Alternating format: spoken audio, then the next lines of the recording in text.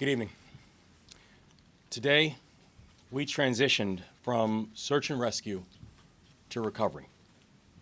We need to bring a sense of closure and comfort to the families, and we take that very seriously. And to all the families, I say, estamos contigo, ahora y siempre. Less than an hour after the collapse, we had divers in the water at 2:25 a.m. to begin search and rescue. This morning, we had divers in the water starting at 6 a.m. for search and recovery. This is not a conclusion. It's a continuation. And we take this phase just as seriously and just as personally as we took the last phase.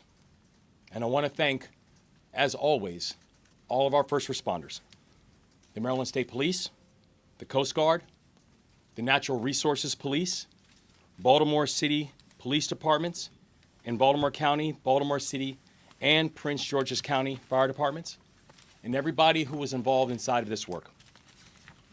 Now, I can tell you over these past days, we have heard an outpouring of thoughts and prayers coming in from all around the world. For Baltimore, for Maryland, for the victims, and for their families.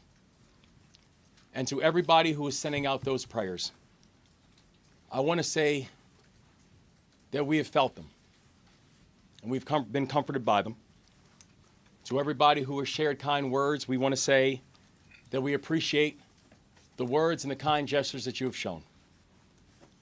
And we also want to let everybody know this, that going forward, we're also going to need your support. The collapse of the Key Bridge is not just a Maryland crisis. The collapse of the Key Bridge is a global crisis. The national economy and the world's economy depends on the Port of Baltimore. The port handles more cars and more farm equipment than any other port in the country. Last year alone, the port handled $80 billion of foreign cargo, the largest in the country. Now, in the last 24 hours, that we've had a chance to work with the Navy to mobilize major resources all around to be able to make sure that we are getting things moving, and this has happened at record speed. And I was informed that they are still assessing the area and organizing with a thorough plan of action. This afternoon, I also had the chance to meet with the Maryland Department of Transportation and my executive team and all the leaders there. And we talked about how we are going to continue to mobilize assets at all levels of government and society to make sure that we are moving forward collectively with our response. Today also, Maryland submitted our request to the Biden-Harris administration asking for emergency relief funds to assist in our work going forward. And I had the opportunity to speak to the president again today by phone. I'm thankful also that we're here joined by Tom Perez, who I know is also going to share words later on. And Tom, it's wonderful to see you here, and thank you for the continued support and work. So the thing we know is this. I do not know at this point what the total costs are going to be. I do not yet know what the full timeline is going to be. But the thing that I do know is that the task in front of us, it will be real. It will be daunting. But despite this task ahead of us being daunting, I can tell you right now, our resolve is unshaken. We will get to completion. We will do it together. This work will take time, but we are going to make sure that we are going to leave no one behind. We are going to take care of our people. At least 8,000 workers on the docks have jobs that have been directly affected by the collapse. We need to make sure we're supporting them in this moment, and we need to make sure that we are getting them back on the job. And the same goes for many others that have been affected by this crisis, both directly and indirectly. We are going to move forward together because that's what we do. Because we are Maryland tough and Baltimore strong. I will now turn it over to Colonel Butler from the Maryland State Police for updates. Thank you, Governor. I'm Colonel Roland L. Butler, Jr., Superintendent of the Maryland Department of State Police. This morning, as the Governor said, we moved from search and rescue to search and recovery. The Maryland State Police, along with the underwater recovery teams, supported by state, local, and federal partners, made a tragic finding. Shortly before 10 a.m., divers located a red pickup truck submerged in approximately 25 feet of water in the area of the middle span of the bridge. Divers recovered two victims of this tragedy trapped within the vehicle. The victims were identified as Alejandro Hernandez Fuentes, 35 years old, of Baltimore, and Dorlian Ranial Castillo Cabrera, 26 years old, of Dundalk. Their family members were notified just over an hour ago in person by Maryland State Police personnel with crisis intervention personnel present. Knowing the gravity of this, we've provided them with a list of resources that they can refer to and refer their friends and family to. At this point, based upon the conditions, we're now moving from a recovery mode to a salvage operation. Because of the superstructure surrounding the vehicle, what we believe are the vehicles, and the amount of concrete and debris, divers are no longer able to safely navigate or operate around that. We have exhausted all search efforts in the areas around this wreckage, and based on sonar scans, we firmly believe that the vehicles are encased in the superstructure and concrete that we tragically saw come down. At this point, as this moves to a salvage recovery effort, the Maryland State Police will continue to support the Unified Command as the salvage assessment phase takes place, and the U.S. Coast Guard will brief you with additional information regarding what to expect and possibly how long this could take. But I'll tell you now, there's no definitive timeline on this. Please be patient. Please keep the family members in mind. In coordination with our FBI partners, we've determined the countries of origin of those that are presumed deceased to be Mexico, Guatemala, El Salvador, and Honduras.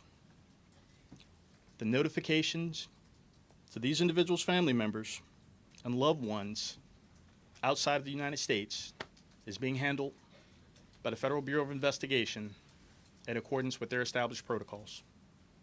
Again, I encourage you all to think about these people and those that they love and they lost. They're going to need your love and support. Now I'll hand it off to the Admiral. Good evening. My name is Rear Admiral Shannon Gilreath. First, I want to say our deepest condolences and sympathy go out to the families of the impacted individuals. I also want to announce that the Coast Guard, along with our federal and state and local agency partners, have stood up a unified command. Our number one priority in that unified command is to reopen the waterway so that we can safely move commerce in and out of the Port of Baltimore. That's our number one priority. We're going to do that as soon as possible and as safely as possible. So that's what we're doing from a unified command perspective. Thank you very much.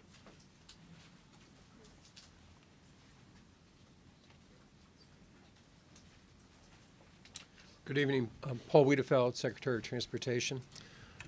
The entire department is heartbroken to have lost these individuals on one of our facilities. I did want to update you on the efforts that we're doing to move forward with the reconstruction of the bridge. As was mentioned earlier by the governor, we have applied for the dollars, the federal dollars that are available for this type of purpose. I sent a letter earlier this morning. I just got off a phone call with the Federal Highway Administrator on the process that we're moving forward. We intend to receive some additional federal dollars very quickly to start that process, and then we will come up with a design for the replacement of that bridge as quickly as possible to get the port back up and the community back up and running. Thank you.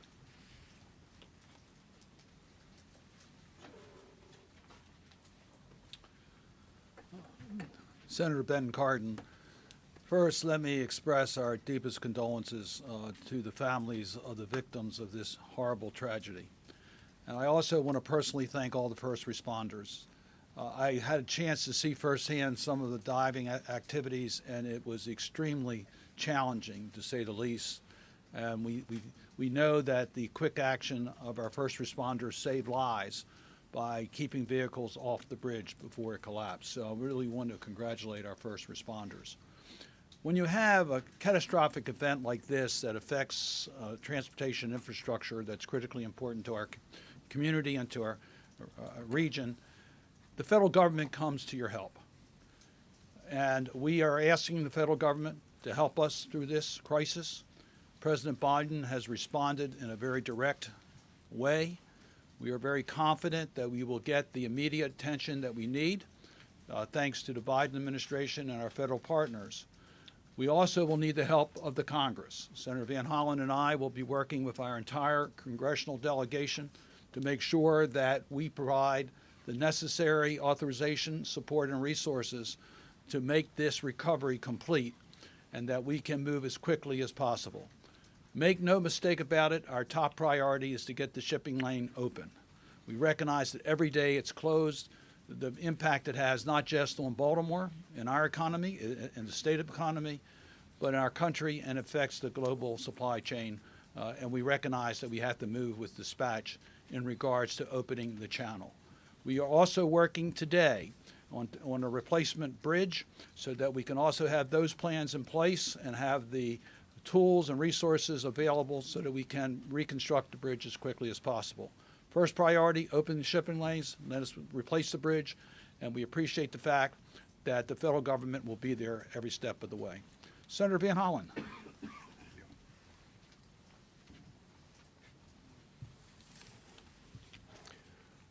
I want to start where the governor and Senator Cardin and others did by saying to the families of the 6 that we lost in this tragic accident that our hearts go out to you, and we as the Maryland family will do everything we can to provide you with the resources that you need in this very difficult time.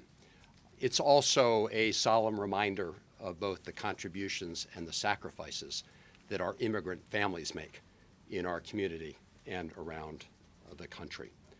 And I also want to thank the first responders for, first of all, the search and rescue operation, and now the recovery operation. Thank you all for the hard work that you're doing.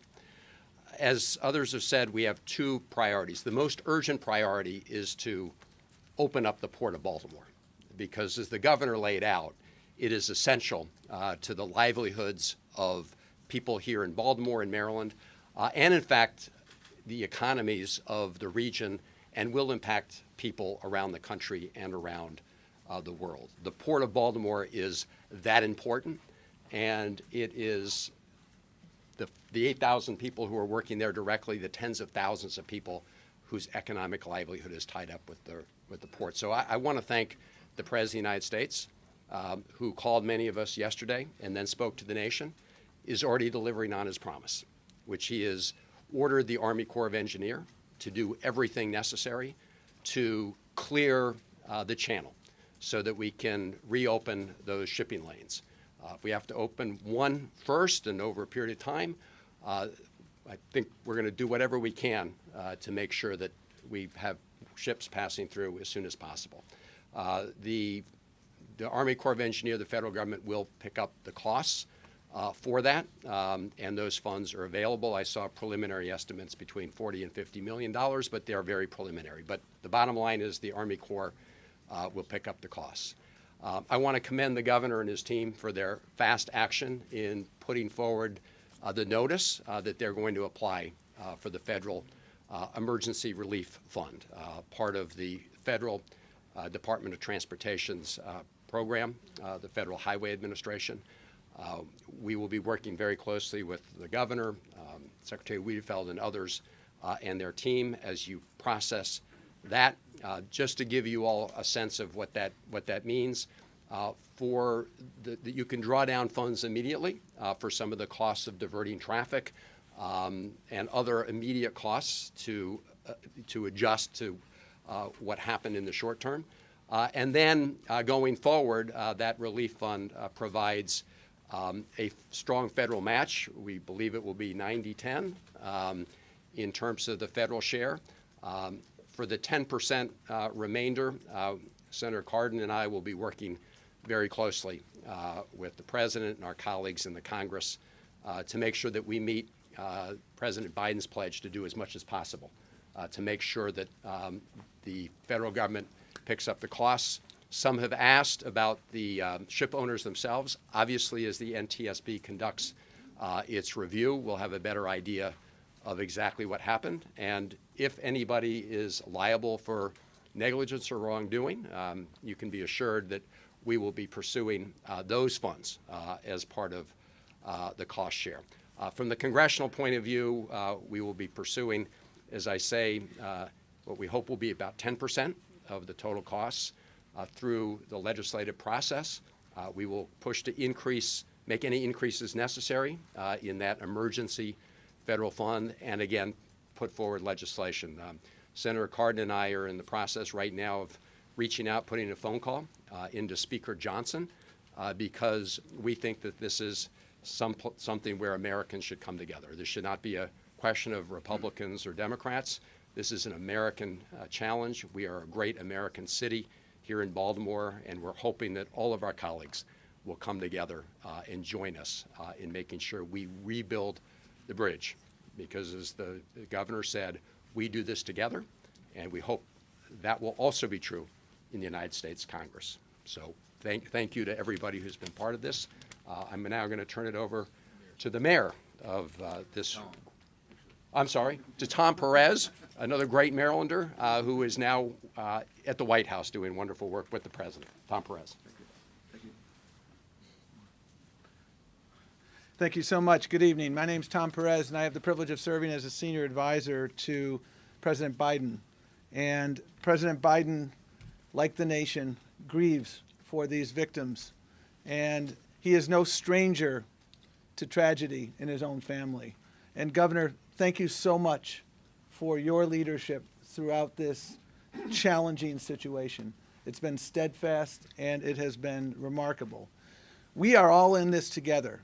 When President Biden first heard about this yesterday morning, he summoned everyone who had a relevant stake in the game to come together to make sure that every federal resource was put to bear. So we see the Coast Guard, we see the Army Corps, we see the National Transportation Safety Board, we see the Department of Labor. The President directed us to make sure that we are doing everything possible. Success occurs when everybody is working together. And that's exactly what is happening here. I met with the families earlier today, and it is really, really tragic. And we will get through this. We have no doubt about it. And the President has directed us to move heaven and earth. Those aren't my words, those are his words. To make sure we are helping the remarkable people of the great state of Maryland to move forward. And we will indeed, Governor, I can inform you with confidence that we will process your request promptly because the situation calls for prompt action. Déjame hablar poquito en español porque las víctimas son latinos. Me llamo Tomás Pérez, yo trabajo por el presidente Biden. Hoy es un día muy, muy triste para nuestro estado y nuestro país. Y el presidente entiende bien el sufrimiento de la comunidad. Y el presidente en la dama primera, las oraciones de ellos son con la familia de las víctimas. Presidente Biden entiende bien la necesidad de construir la puente, de construir oportunidad para todos los residentes de Maryland y vamos a trabajar juntos en esta causa. We will continue this work, whether it's the Department of Labor, whether it's our colleagues who are here today. We will do that together because that is what teamwork is about. Thank you for being the captain of the team, Governor, and we will continue to move forward. And speaking of other members of the team, it's an honor to present to you the mayor of the great city of Baltimore, Brandon Scott.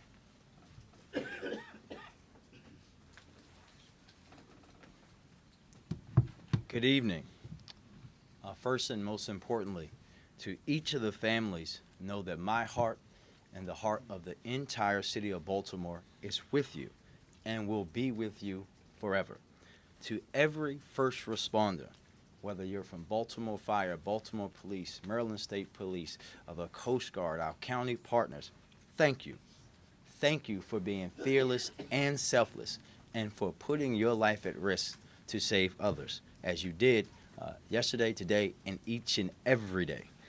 To Baltimore, we are all hurting, but we must be reminded in this moment that we are Baltimore. The city of Baltimore cannot be broken.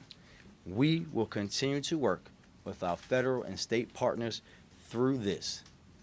We will not be broken, but we are asking today also for some patience. As you heard, we will reopen the channel as quickly as possible, but it's just important that it's done the right way. We also, well, this is me, I'm also asking for folks to have a little bit of decency and respect. Don't spread misinformation. Don't play bridge engineer online or in the media.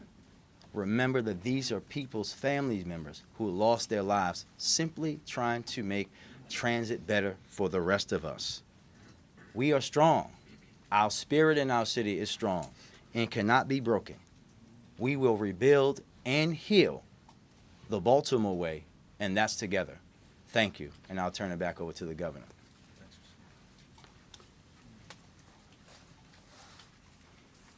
Thank you all. I'm going to take some questions. Start with Aaron Cox in the front. Yes, sir. We've heard a lot of reports that the ship had engine failure before it got to port. There were some problems as well as at port. What do you know about the state of the ship as it was pulling out right before it hit that bridge? We're still under investigation as to what exactly happened, and we don't have a declarative answer as to why there was power challenges and power issues. The thing that we do know is that we have documented that there were power challenges as the freight was coming up on the bridge, and when the Mayday call was coming in, the Mayday call came in because of the power issues and the lack of ability to steer the vessel. Can I WBAL? follow up? Yeah, I just wanted to follow up on that and say, by power challenges, do you mean reports that it lost power before it even left the port? And can possibly Secretary Wiedefeld, can you confirm that one of the two people rescued yesterday was a state inspector?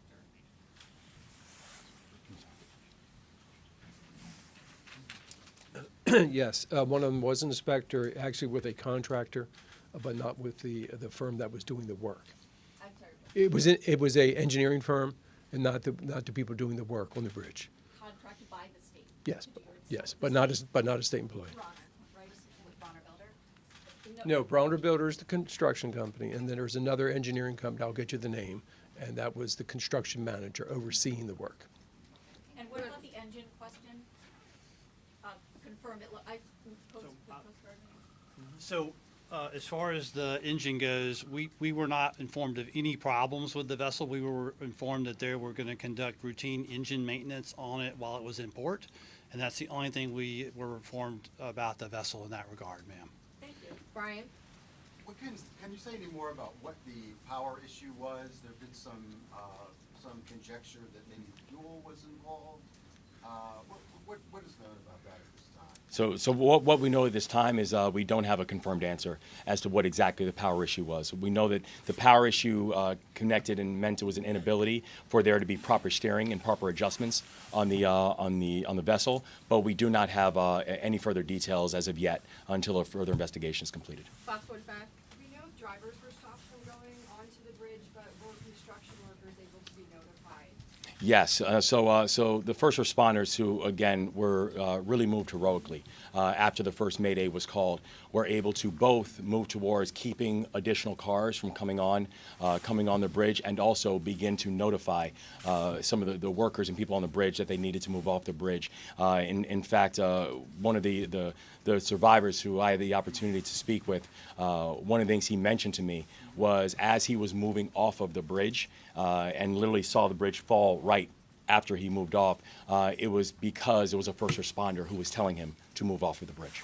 I'm sorry, how did that communication happen? That's the first I've heard of it. How were they able to communicate with the crew? Was it on the other radio channel? Well, with the first responders, when they were first responding and they began to move and to keep cars from coming on, they were also notifying people on the bridge they need to move off the bridge. Yeah, but how?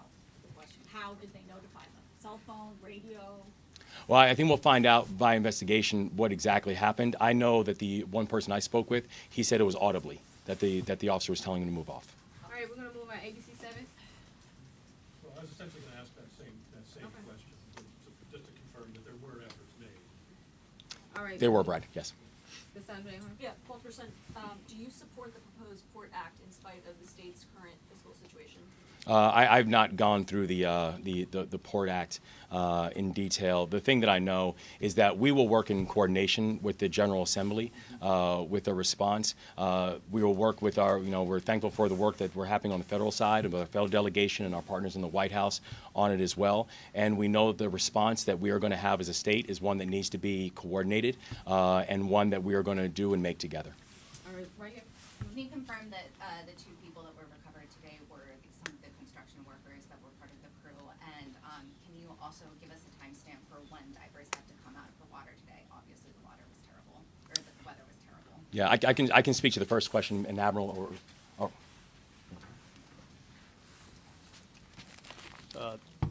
Your first question, as I understand it, shortly after 10 a.m., the divers located the vehicle.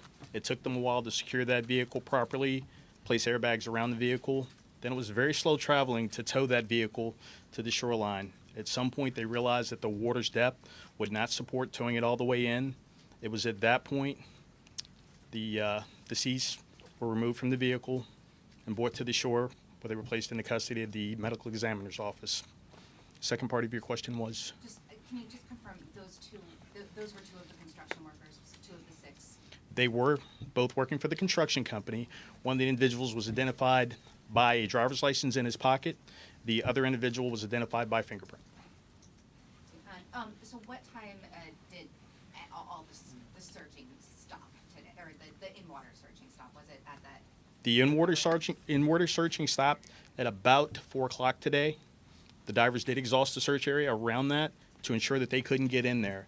The sonar supported the conclusion that the divers all reached, and you had divers working from multiple jurisdictions, and the sonar simply said that they could not get to that area because it was fully encased in the superstructure. Now, once that salvage effort takes place and that superstructure is removed, those same divers are going to go back out there and bring those people closure. All right, next question. Governor, are you now ruling out that there were any other vehicles or potential victims beyond the six? Yeah, the information that we have as of right now is that there were no additional vehicles. There will still be a full investigation conducted, but we have no information as of right now that shows that there are additional vehicles. And briefly, the nationalities, if you would, of the two victims recovered today. Nothing.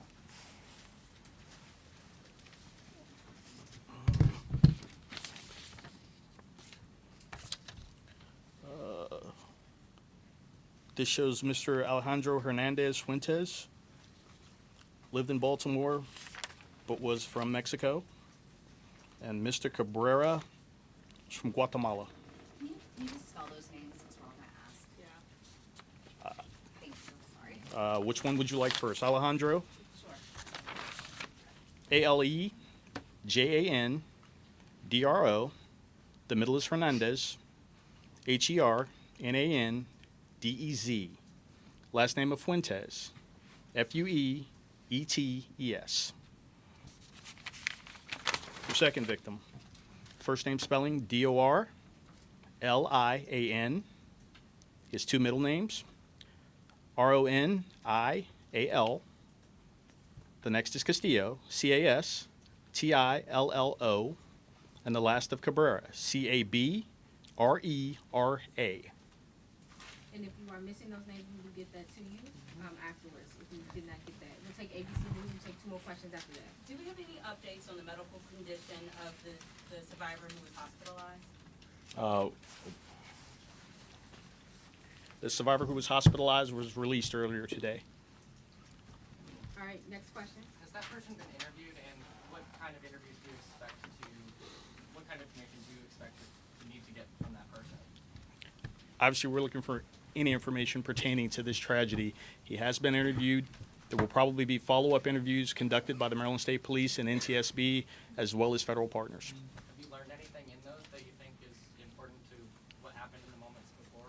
At this juncture, I would be remiss if I went into what's going on in an ongoing investigation. All right, Brad, one more time. Are barges with cranes on the way? I know there's no way to have a time frame for getting things reopened, but I guess I'm essentially asking, is help physically on the way? And do you have a time frame for when things could start being lifted from the water?